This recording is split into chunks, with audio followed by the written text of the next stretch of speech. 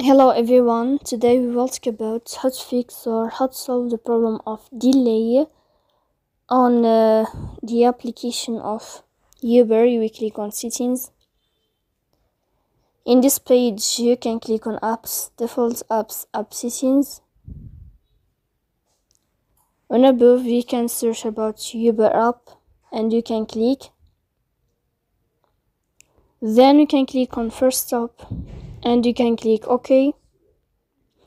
After that you will enter to the window of storage.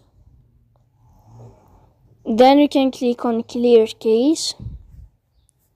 Don't click clear data because that can delete your account. In the end you can turn off your Wi-Fi and you can turn on your Wi-Fi again. So please don't forget to support us by like and subscribe. See you next time in another video.